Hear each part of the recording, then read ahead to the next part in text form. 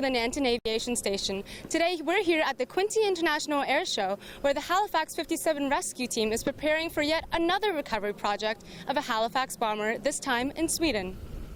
Yes, heritage is very important. As a matter of fact, the current commander of the RCAF is stressing the importance of heritage to the RCAF, and that's really quite important. As we stand here today, and hear the snowbirds go by. We're not very far from the National Air Force Museum of Canada, which houses some wonderful old aircraft and modern aircraft there as well. It's got a beautiful Halifax bomber in there that served very well for Canada during the Second World War, during the campaigns. As a guide for the museum, you've witnessed people coming in and learning about the Halifax all the time. How do they usually react? Well, the first impression is the size of the aircraft. They can't believe how big it is. And then when I tell them the story of how it went down in 1944 and sank to 734 feet in the ocean, the lake, and then that there was only one survivor, they start getting more interested. So I tell them more of the story about how we recovered the Halifax and the process of bringing it back to Canada. What are your thoughts on the upcoming trip to Sweden to recover another bomber? Well, that's what I say. I look forward to watching on how that develops, and I wish them the absolute best of luck recovering that bomber. It's a part of the Canadian history, it's part of aviation history, and it's part of our global history.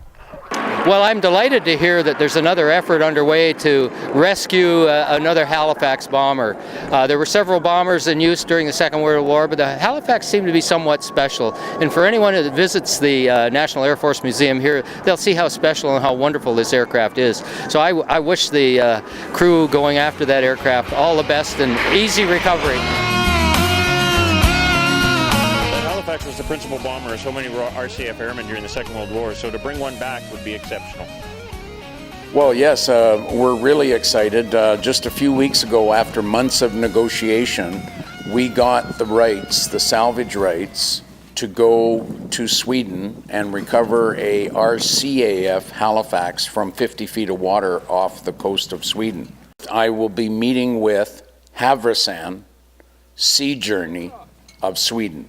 They're providing the divers and the manpower and everything to go down, and we'll sluice out the airplane. It's sifted into the sand, but we know exactly where it is. We've already dived on it. So it's a major step forward. It's very exciting. It's just like Norway and Belgium, where we're going into a virgin Halifax site that's been sitting there for 73 years. And so stand by, folks, because it's going to knock your socks off when we recover this summer.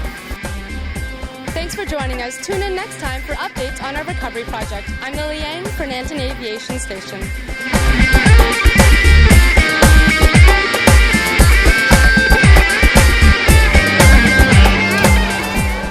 Okay, we're just getting ready to launch the guys today on Saturday, July 2nd, and they'll head out to the Halifax. They'll do, due to the small weather window, they'll do 1 to 2 hours diving on the large wing section, question mark, that they found right next to the center section. So we'll load them up, we'll shoot them out there, and then later on they'll come back in and we'll get a full briefing from our divers.